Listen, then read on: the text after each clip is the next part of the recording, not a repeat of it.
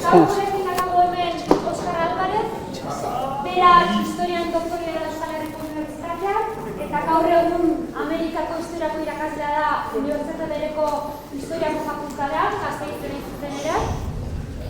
Irakasle gonbidatua izan da atzerriko hainbat unibertsitatetan, besteak beste Roseleko Unibertsitate Nazionalean, Airako Boys University, Bretainiako Unibertsitatean, eta Euskal Lagun bizitaria izan da baita ere Oxfordeko Unibertsitatean eta Nevadan Renoko Center for Basque Studies. Bere ikerketa eremua batez ere izango genuke 19. eta 20. mendeko nazioarteko migrazioen azterketan zentratzen dela eta arreta berezia jarri Euskal Herritik Frantzia, Argentina, Uruguai, Brasil, Kubara egindako emigrazio kasuetan. Lan ildo hori esker, era berean, erlijioaren eta emigrazioaren arteko lotura, etorkinen komunitatearen instituzionalizazioa eta diasporako komunitateen kultura eta identitateen eraikuntza aztertu ahal izan ditu. Beraz, aipatu dudan guzti horregatik ikusi daiteke bere ibilbidea oso paroa dela eta horren erakusgarri dira idatzi dituen hainbat liburu. Gaurko honetan Oskarrek esklabutzaren historia hitz egingo digu eta batez ere hain zuzen ere zentratuko da Euskal Herrian eta Ibarren. Beraz, hitza zuria da.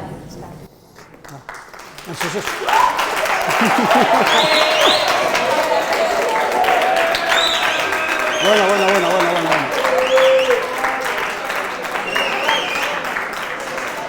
A ver, Moses, hori bukaeran egin, oraintxe ez ere egin, oso hitz potoloa dira, baina, bueno, ni oso hortirin nago, zuk baino gehiago, ze ez dudalako inoiz eman olako hitzaldi bat, hain publiko importante baten aurrean. Así que, bueno. Gainera, historialaria naiz, badakizu nik historia ikertzen dut, ze iragana, eta, karo, jendeak uste du, karo, historiak, zertako balio du historiak, ez? Nere semeak, bueno, ja, ez zen hain txikia, baina txikia zen ez zen, aita, historiak ez du zertako balio, zeitzuk betira ez hitz egiten, baspaldian hiltzen jendeari buruz. Eta hori da interesgarria. Bai, egia da, baina naiz eta aspaldiko kontuei buruz ikertzen dugun eta hitz egiten dugun, azkenean arazoak eta problemat eta gauzak oso antzekoak dira gaurko zearekin. Eta, bueno, egun badakigu, esklabutzarik ez dagoela ez omen dago, baina horren antzeko gauza batzuk eta badira, eta horregatik importantea ezagutzea, horren inguruko historia, eta batez ere zelako loturak izan ditugu Euskal Herrian horrekin. Beraz, gaia izango da, ikusten duzuen moduan, eskaldunak eta esklabutza. Zer da esklabutza? Asartuko da alda baten bat esaten zer den esklabutza, definizio bat ematen? A ber. Karo, ez badakigu zerri buruz hitz egingo dugun, zertarako hitz egingo dut, ez? Zer da esklabutza? A ber, nola osartzen den, esan ez? Zergatik esaten dugu pertsona bat esklaboa dela? Zergatik? Nondik ateratzen da hori? A ber, beste hori gaziko naz, jartzen di. Gauerako norbaiten menpe. Norbaiten menpe, bai, baina, bueno, zuek ere oraindik sari helduak eta horregatik zuen gurasoen menpe zaudete eta sari esklaboak. Baina bai, hortik doa. Ze? A ber, esklabuak gauzak dira, jabea badaukate. Nik hemen badaukat kartera hau, eta kartera hau nirea da. Ni jabea naiz, eta hau gauza bat da. Esklabu bat berdina. Da, pertsona bat, baina gauza bat da alde berean. Jabe bat badu. Jabe horrek erosi egin du, eta nahi badu saldu dezake. Hori da esklabu izatea. Menpekotasuna, lan bortxatua, baina batez ere zure gizatasuna galdu duzu esklaboa zarenean. Zuk badaukazu jabe bat. Zurekin edozer egiteko gai dena. eta aukerro idokana. Horregatik, da interesgarri ikustea, esklabutza. Beste gauzatxo bat, noiztik egon dira esklabuak munduan? Mundua denetik, zoritxarrez, gizakiok olako aukera joera esan dugu, gure beste gizakiak harrapatzeko, saltzeko eta esklabu bihurtzeko. Bakarrik azkenengo mende terdian, esklabutzaren kontrako ideiak zabaldu dira munduan, baina orain dela gutxira arte, historiaren zatu gutxira arte da, orain dela mende bat, esklabuak egon dira. Ez hori bakarrik, pentsatu gauzotxo bat.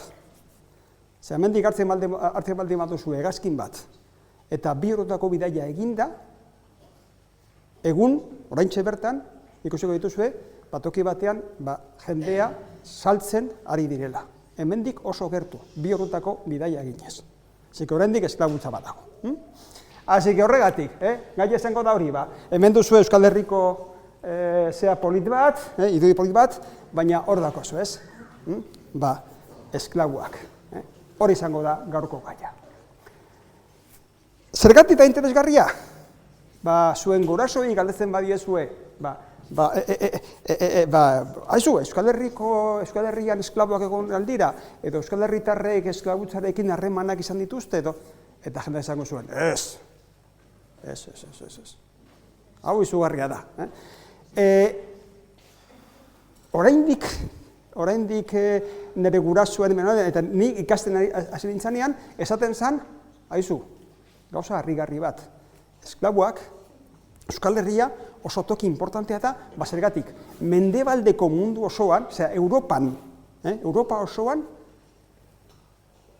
esklabutza onartu ez zen herrialde bakarra izan zen urte askotan. Kontxo, hori zugarria da, pentsatzea, munduko gainontzeko toki guztietan esklabuak onartu, eta gure artean esklaburik ez. Arrotasun izugarria, ez? Zeta problema? Bueno, duela urte pare bat, Euskal Telebistan, egin zen badak izak badago teleserie bat, dokumentalak, zuek ez dituzu ikusten, baina gure adinekoak bai, Baskoniako historia bat, eta bertan eman zen programa bat gai honi buruz, euskaldunak eta esklabutza. Da jendeak gereuta, no da posible, baina Euskal Herrian ez zen esklabutza onartzen, ez? Bueno, pasako dizuet, pasartetxo bat, nik baino gehiago azaltzen baita, esanez, zertan zen ideia hau, eta zergatik aldatu behar dugun ideia hau.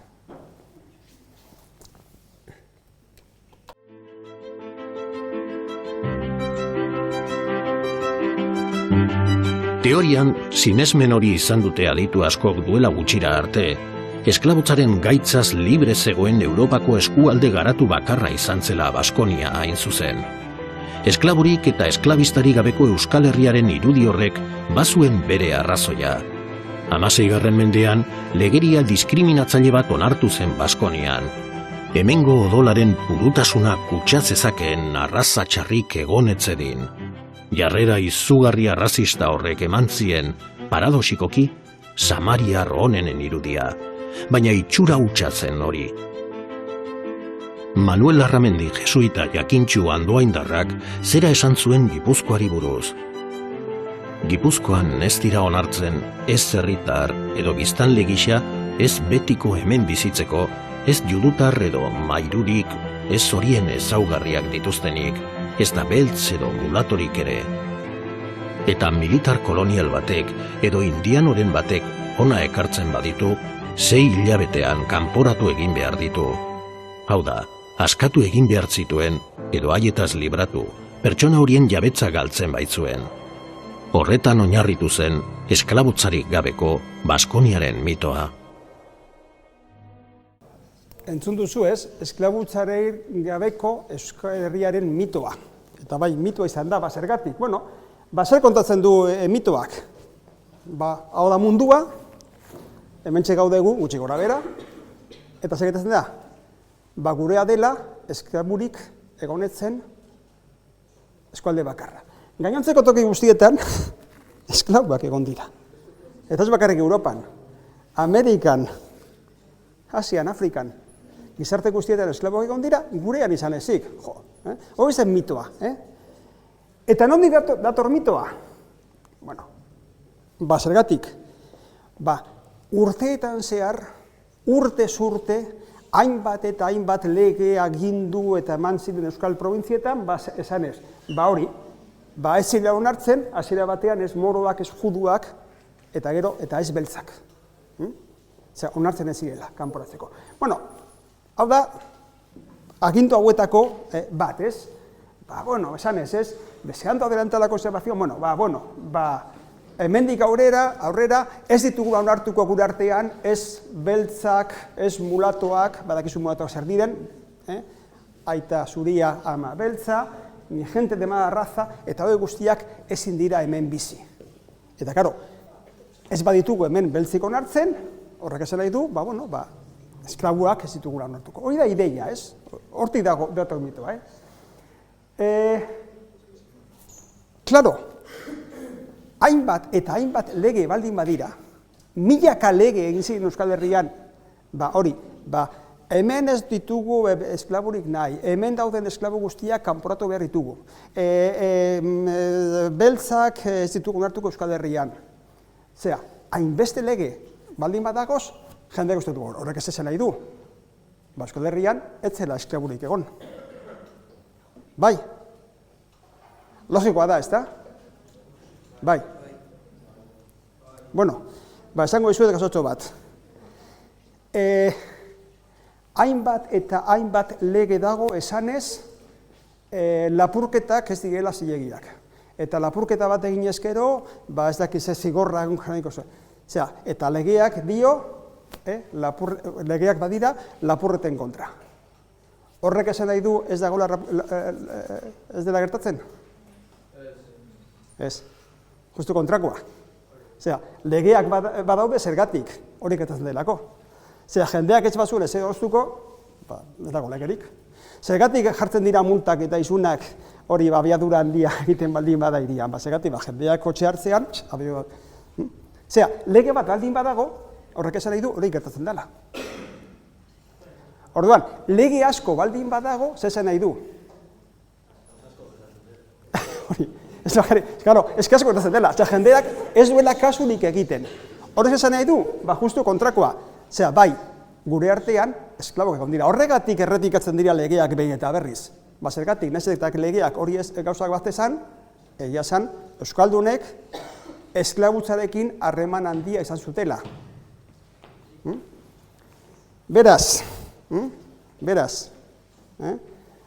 lurralde hau ez da irla bat, ez da paradisu bat, ez zen paradisu bat izan. Hemen ere, eskobratzeko harremanak egon ziren, esklabutzarekiko harremanak egon ziren. Eta gero ez bakarrik hemen txede ez, ikusten badu Gipuzkoan. Are gehiago. Gipuzkoako txoko honetan ere. Zagutzen duzu ez? Eibarren hemen bertan, kale hauetan, kale hauetan, esklabutza egon zen. Eta esklabutzako harremanak. Eta oraindik hemendik paseatzen bazarete, oraindik aztarnak geratuko dira. Asik hau ez da aspaldiko kontu bat, eta ez da urruneko kontu bat. Esklabutza ez da hor pelikuetan ikusten dugun, Afrikan, Ameriketan gertatzen dena, ez. Esklabutza ere, Eibarreko historia da. Eta zein dugu ikusteko horretarako? Bi pertsonengan jarriko dugu barreta. Asko dira. Baina, guztia kontatzea, hasi jarriko dugura, bi eredu jarriko ditugu. Alde batetik, euskaldunak esklabutzan partetu. Euskaldunak esklaboak harrapatzen, salerosten eta erabiltzen, hortan egon ziren, problemari gabe. Hasieratik, ezagutzen ditugu, gure herriko jende askok eta askok, lanbide horretan edo merkatu horretan parte zutela. Batzuk, Afrika esklaboak harrapatzera joan ziren, beste batzuk esklaboak erosi eta beren lana aprobetxatu zituzten, lanak eta etekinak, beste batzuk gauza biak, baina bai, gure arteko pertsona askok eta askok aberastu edo gutxienez etekin atera zuten hori, esklauen salerosketetatik. Horien artean, hemen daukazue importanteetako bat. Eta gainera hemengoa, Martin López de Isasi, Eibarren jaioa. Badakigu noiz jaio zan eta noiz hil zan. Datu guztia bagitugu, zergatik oso gizon importantea zelako. Gainera, hortik esan diatenez, Markeskoa jauregia, ez? Orain, UEUren egoitza dena, hementxe bertan hori zen bere etxea, bere jauregia. Oraindik hortik pasatzen bazarete ikusten baduzue olago jauregi bat, da honek zeukan jauregetako bat. Importantea. Zergatik da importantea? Honi esker, euskal merkatariek ikasi zuten, esklabutzan sartzeak diru asko ekartzeko aukera ematen ziela. Honek ireki zuen bidea, euskaldunak barra hor esklabutzaren salerosketara sartzeko. Horregatik da importantea. Eta datu asko baditugu berari buruz. Nor zen hau?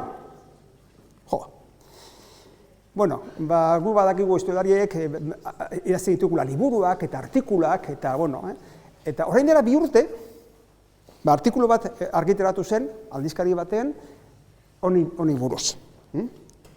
Martin López de Isasi bere biografia, zugarria ez, abezaten da horri buruz. Biografia horretan, ez da ezer esaten, lerro batean esaten da, eta beltzak ere saldu zituen, baina ematen zaigun irudia, oso irudi positiboa da, oso irudi izugarria da. Hemen kopaitu duzuet erdaraz, izugarria da ez, lehen enpresakizun modernoa. Importantea, honek erakutsi ziren mundu guztiari zertan zen enpresario izatea. Zerakit, teknika berdinak egin zituela, eta innovador, egun enpresa munduan aipatzen diren hitz horiek guztiak berak asmatu omen zituen. Zelako irudi positiboa, ez? Eta egia da, enpresario bezala oso moderno izan zela, eta,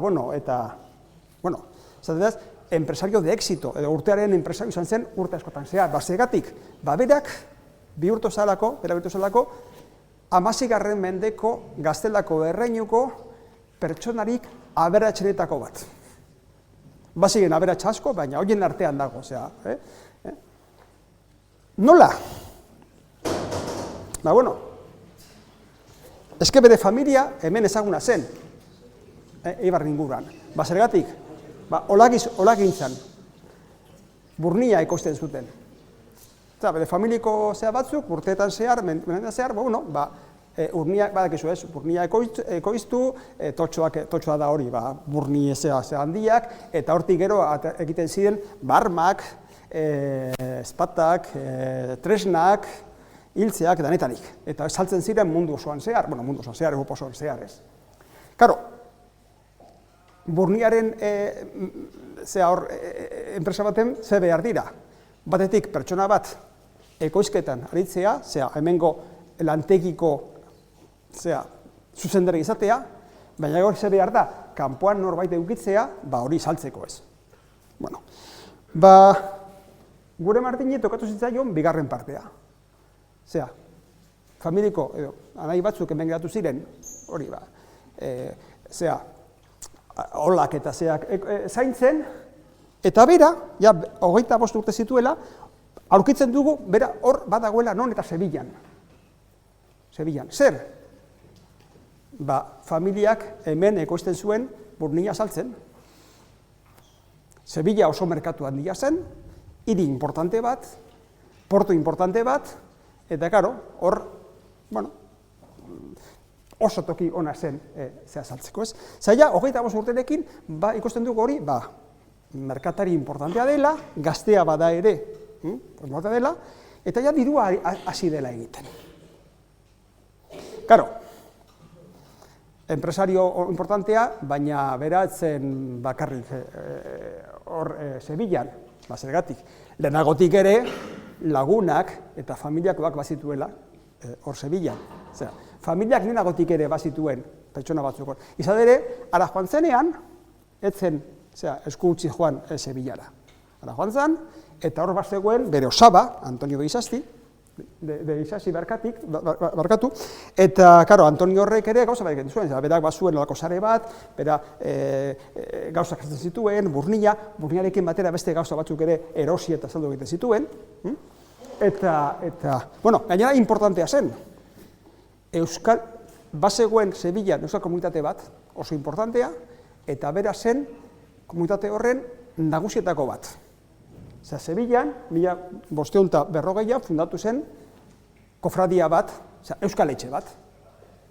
Bueno, Bizkaitarren kofradia. Barkatu, barkik izuan gaudela, baina 16. mendean guztiak ginen Bizkaitarrak. Euskaldun guztiak ziren Bizkaitarrak.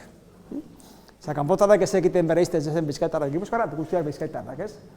Eta, bueno, horregatik, bueno zen, pentsatu, dirua bazuen, kontaktuak bazituen, gainera bere osaba zan, hor hango Sevillako gizartean pertsonaje ospetsu bat.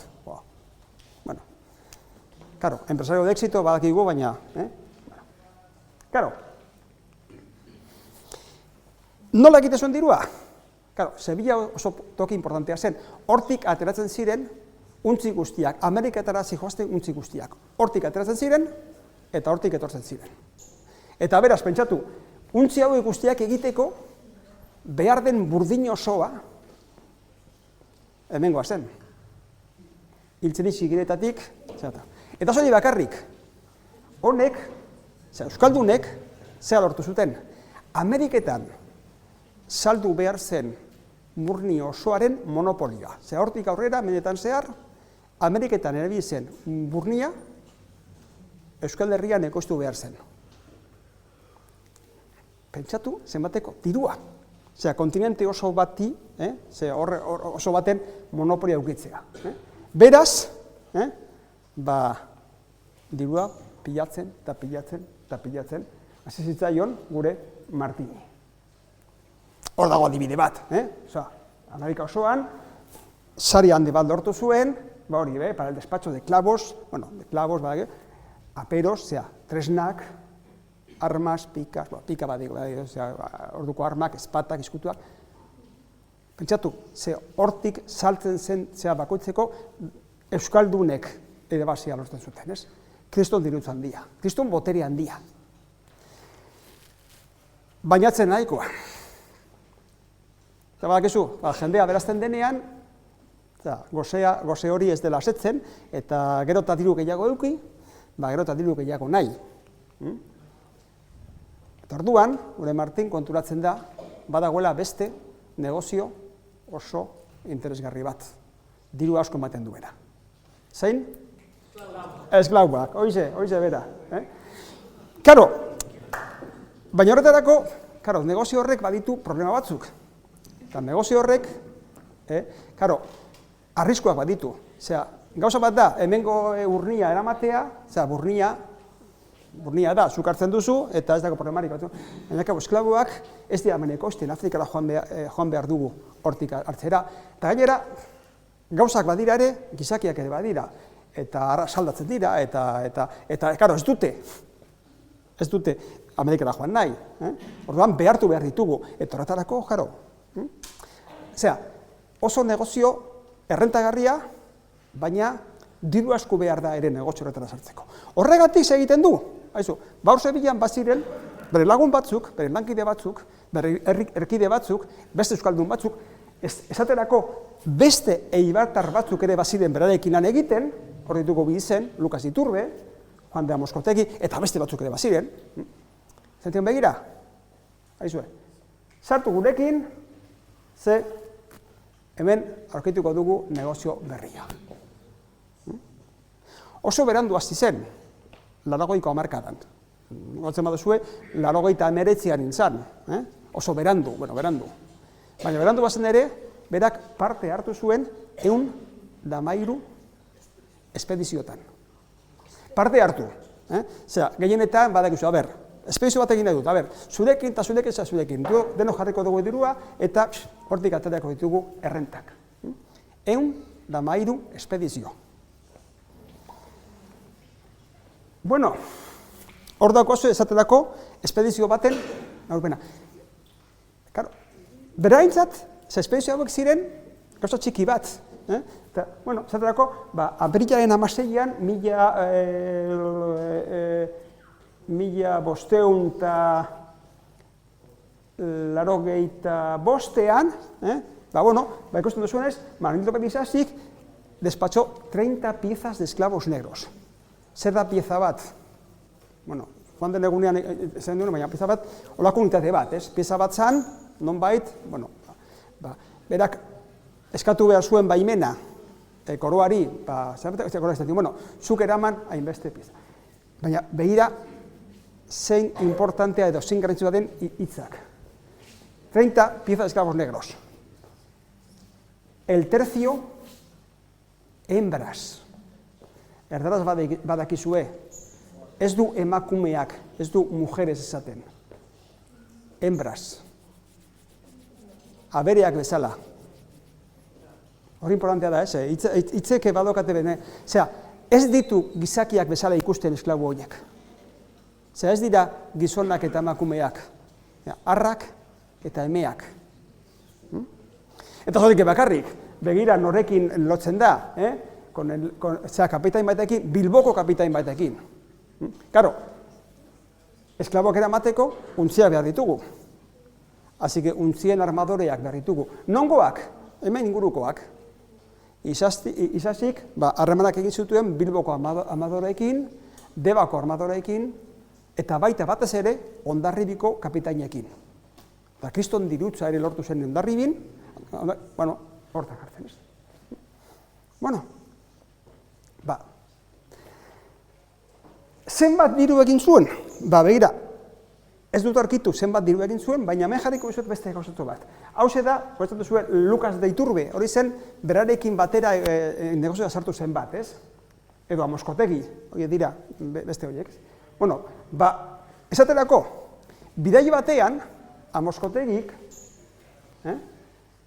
600.000 marabedi. Marabedi da orduko txampon bat, jarri, 600.000 euro. Berak egin zuen 6.000 euro bidai batean.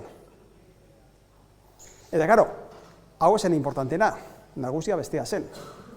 Berak 600.000 diru lortzen bat zituen, pentsatu zenbat aterako zuen Isasi. Agian milioi bat, edo 2 milioi. Bider 113 espedizio atera kontuak. Zera, etekinak izugarriak ziren. Karo, horregatik, zer egin zuen, askok eta asko bezala, ana eta hemen jaurek eta egin. Karo, bera Sevilla bizi zen, Sevilla zen berarentzat bere negozioen abiapuntua, eta horregatik, Sevillan ere, egin zuen oso jauregi dotore eta aberatxo bat. Ez da hau, jauregia desagertu da, baina demagun nolako zerbait izango zela, kriston, ordurako kriston dirutzatia. Isazik, bere bizitza osoa, Sevillan pasa zuen. Ziurazki, hor bizizan bitartean, herri mina izango zuen, eta bere gogoan, Eibarre egongo zen, ez? Bai, ziurazki bai. Baina, herri mina hemen pasatzea, ez da gaso txarra, ez? Horako, Isasi, bait, euskaldunak esklabutzara eraman zuen eibartarra.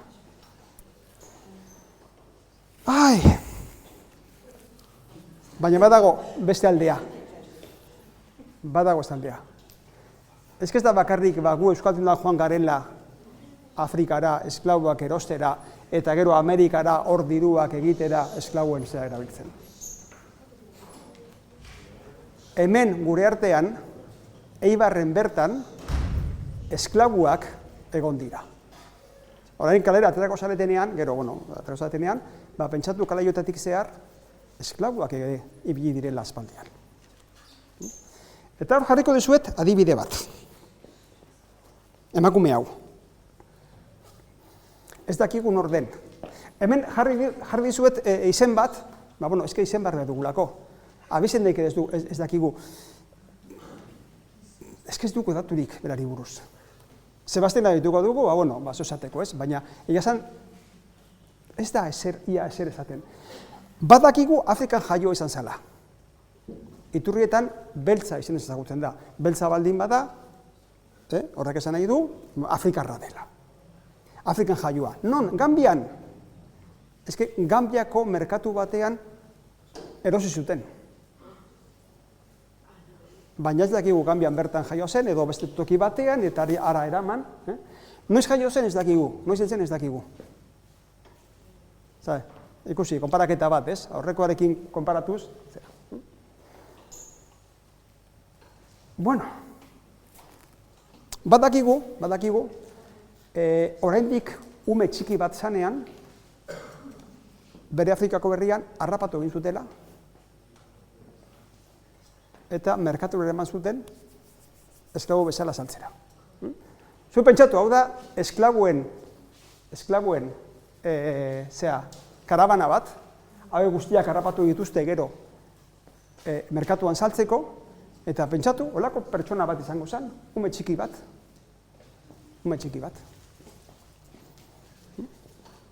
Ez dakigu, sekratu zen, nor harrapatu zuten, baliteke, kasu honetan bezala, bere amarekin batera harrapatzea, baliteke bakarrik harrapatzea eta ez dakigu, baina ume koskor bat zanean, bapatean, bere bizitza, moztu egiten da, eta hemendik aurrera gauza bat izango da, esklabu bat izango da.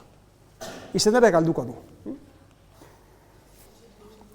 Gambiako kostaldean, merkatari batzuk erosi, eta Amerikara esportatu egiten dute, esportatu, gauzak bezala, eramaten dituzte. Osea, untzi batera sartu, eta untzian bila bate pasata gero, Amerikako kostaldeko portu batera ailegatu, eta hor, enkante batean, merkatu batean, saldo egiten zuten. Horrek osten da moduan, ez dakigu gurasoekin batera heldu ote zen. Ez dakigu bakarrik ote zen, badakigu gauza bat. Hor saltzean, familiak banatzen zirela.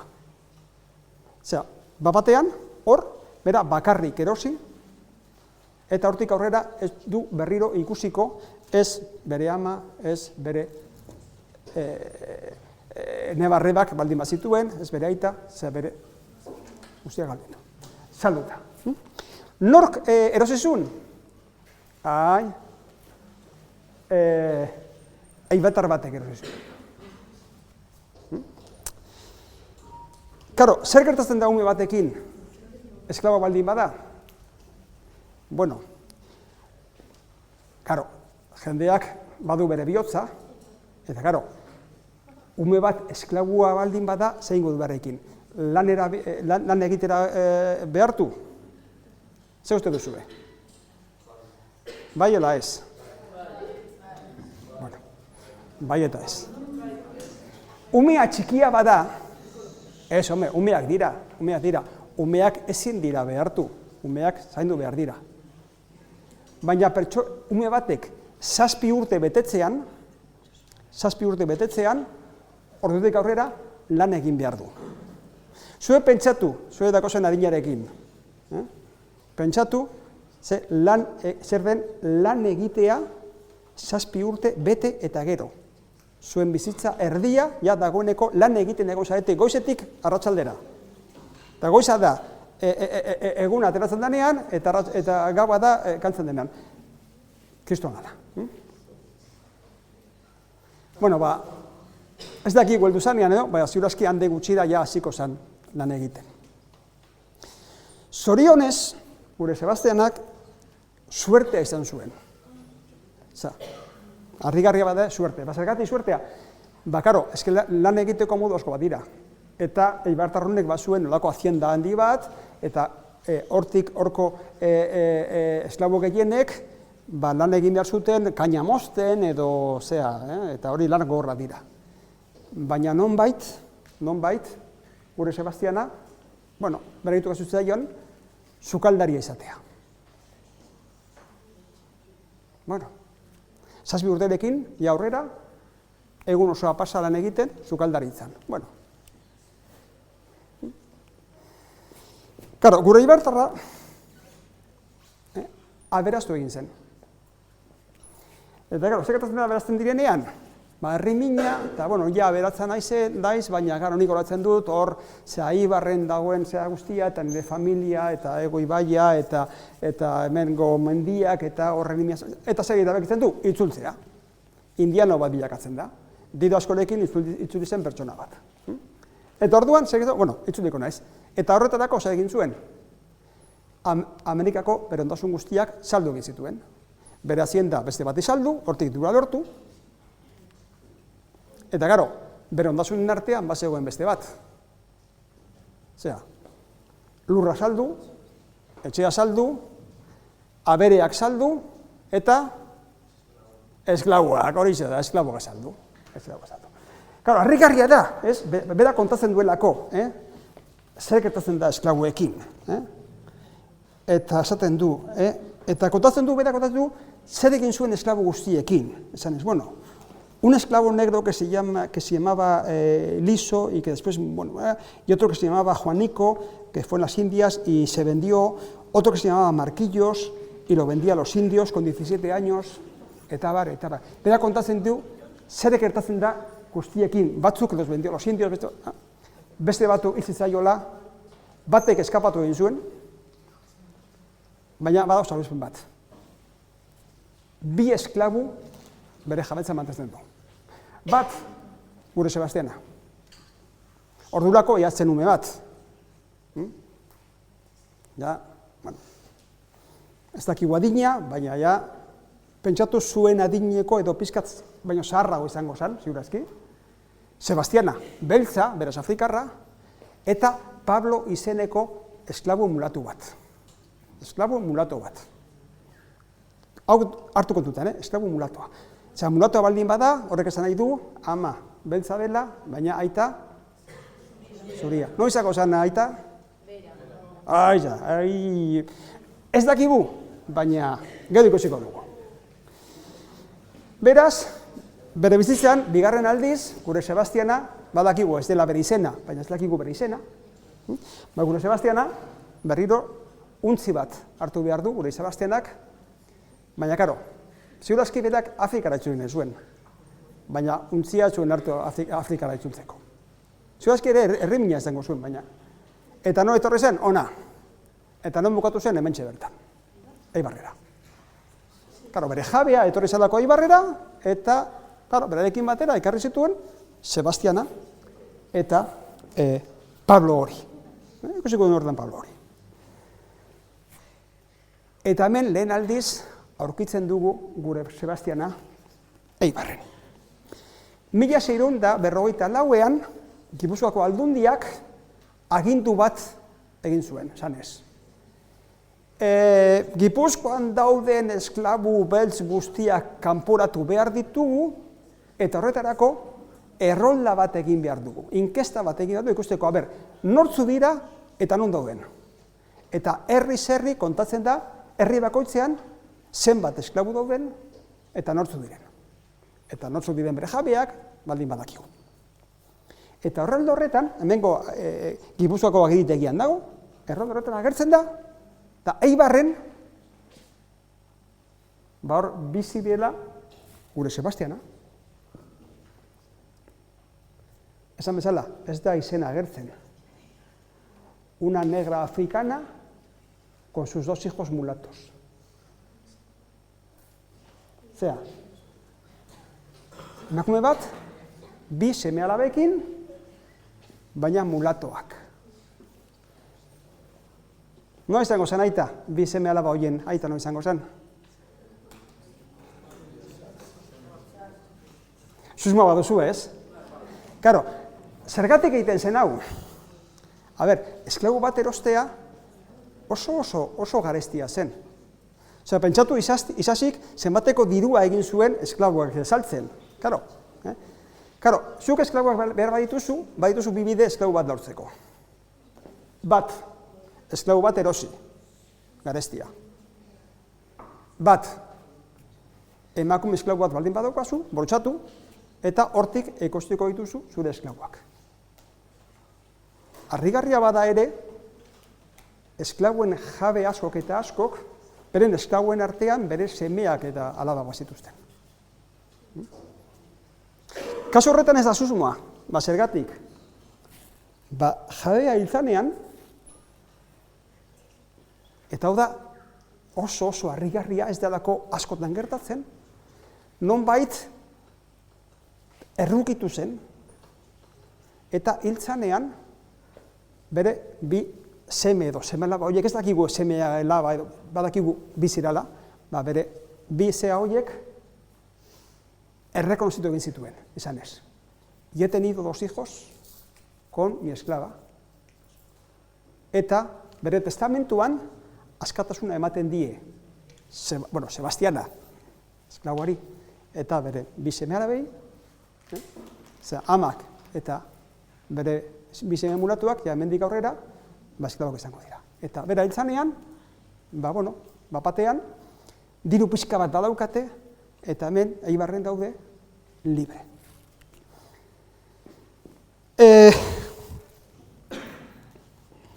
Ez dakigu sekeratuko zen horri inguruan, baina,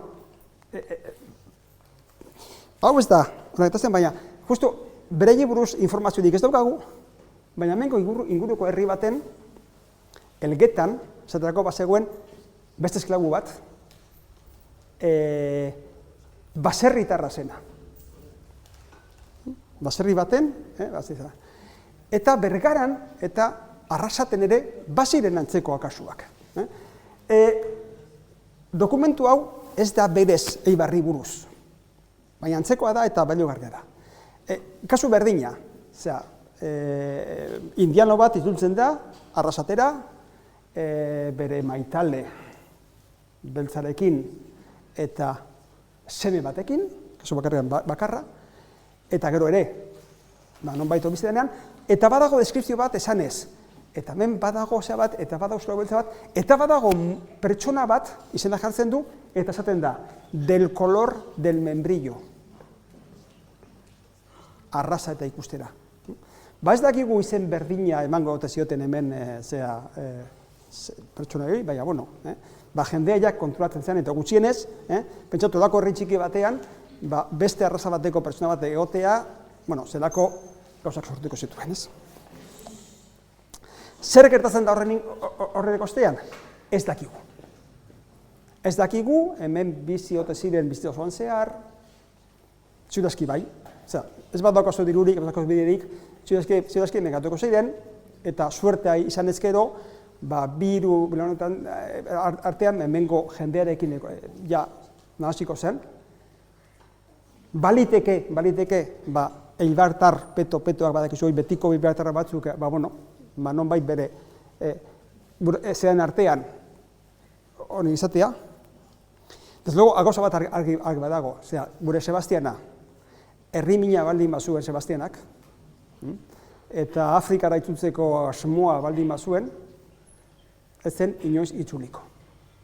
Eta nonbait hil bat zen, pentsatu behar dugu, hemen hiltzala, eta hemengo kanposantuan dagoela nonbait, baina, hor, betiko geratu zen, berea zen toki barian. Beraz, txanponaren bi aldeak baditugu. Eta ikusten baduzue, hemen bertan ikusten da. Esklabutza eta Euskal Herria, Eibar ez da esklabutza. Éxito y fracaso. Irabaziak eta galerak. Zerako bizitza kontrajarriak. Alde batetik, esklabuak salerosten diru handiak egin zituen hor merkatariak, eta bestetik, nahi gabe harrapatu, esklabu bihurtu, eta 3 kontinentetan zehar bizitzan zana, azkenean hemen Eibarren bizitzera. Nolako ziren bere bizitzak? Oso desberdinak. Baina, gure eta zuen historiako parte bat ere badira.